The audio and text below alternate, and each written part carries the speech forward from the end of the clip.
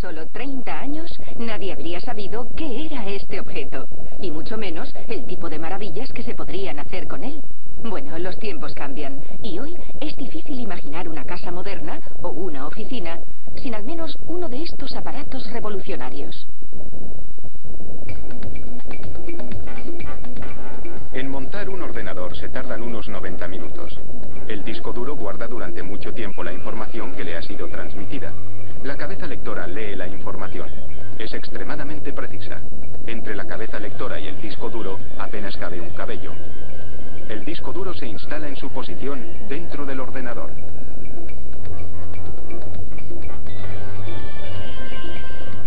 Hay otras dos unidades que almacenan información. El lector de discos de 3 pulgadas y el lector de CD-ROM, que permite la lectura y ejecución de programas grabados en discos compactos.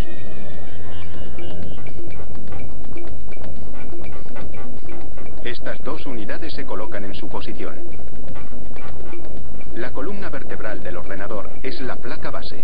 El resto de los elementos del ordenador se conectan a esta unidad. Este ventilador dispersa el calor generado por los chips. Algunas tarjetas de sonido se integran directamente en la placa base. Estas conexiones por orden son la entrada de audio, la salida y el puerto del micrófono. Esta que ven es la ranura en la que se insertan las tarjetas gráficas. Este dispositivo térmico mide la temperatura emitida entre el procesador y la placa base. El procesador es el cerebro del sistema. Interpreta, calcula y ejecuta las instrucciones que recibe. El procesador tiene varios millones de transistores y su cadencia, su velocidad de trabajo, alcanza ya los gigahercios. El procesador descansa sobre esta base. El ventilador del procesador dispersa el calor. Su eficacia depende del tipo de material usado, y un material conductor asegura una mejor refrigeración. La memoria RAM almacena información a corto plazo, pero la borra cuando se desconecta la corriente. Esta memoria es más rápida que la del disco duro o la del CD-ROM. El siguiente paso es meterlo todo en la carcasa, que protege los elementos internos de los elementos externos. En esta fase se instalan los componentes electrónicos en la carcasa. Varios conectores de la carcasa están conectados a la placa base, como el conmutador y varios indicadores luminosos.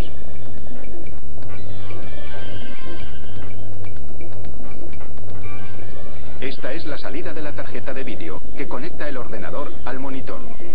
Vemos también el chip del vídeo, que crea imágenes en 2 y 3 dimensiones. Esta es la memoria de vídeo. Cuanta mayor sea su capacidad, más clara será la imagen que aparece en el monitor. Se coloca la tarjeta de vídeo en su posición. El módem permite la comunicación entre ordenadores.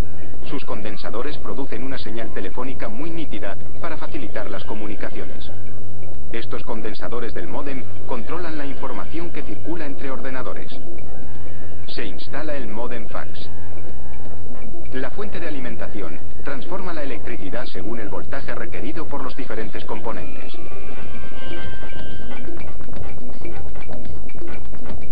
Se coloca el cableado interno del ordenador. Gracias a él, la información circula entre los diferentes medios y la placa base. Se conecta el cable ID y el CD-ROM.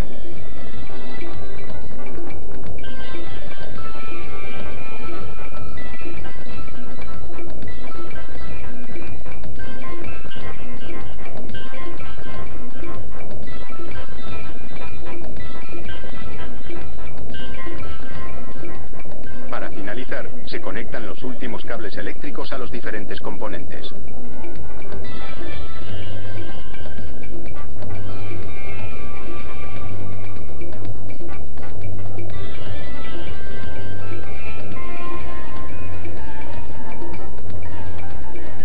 Ya ha concluido el montaje de los 30 componentes del ordenador. Antes de cerrar la carcasa, se comprueban todos los ordenadores para verificar el funcionamiento de los periféricos.